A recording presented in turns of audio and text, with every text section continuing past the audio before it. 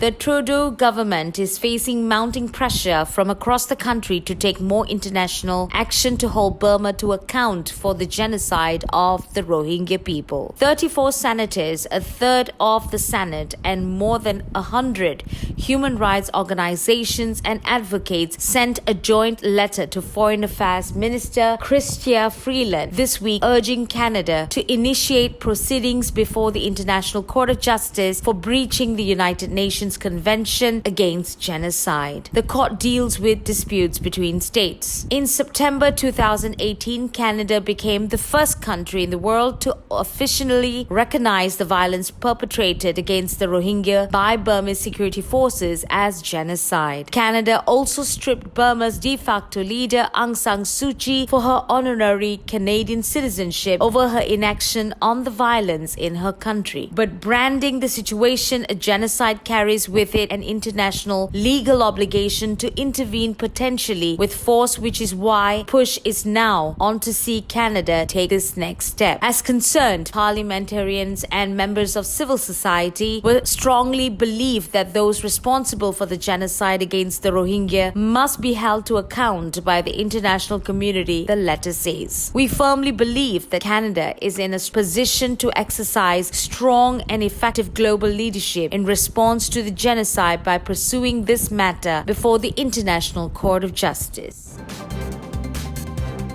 A Rohingya group called for an International Criminal Court (ICC) investigation into Burma's crimes against humanity after an ICC prosecutor announced her intent to submit a request to probe deportation of Rohingyas. The ICC said that it assigned a 3-judge panel to hear prosecutor Fatou Bensouda's request to open an investigation into the Rohingyas' deportation from Burma. On the ICC move, Dr. Clark Kiao, chairman of the European Rohingya Council, told Anadolu Agency that the ICC has jurisdiction to probe this crime as Bangladesh is a member of the ICC, even if Burma is not a member of the global court. Kiao's remarks came after Bensouda said that she would seek permission from ICC judges to investigate crimes that had at least one element in Bangladesh. Dubbing the ICC move a big step to bring justice to the Rohingya victims of Burma's atrocity, Kiao criticized the court for slow motion in fulfilling its responsibilities.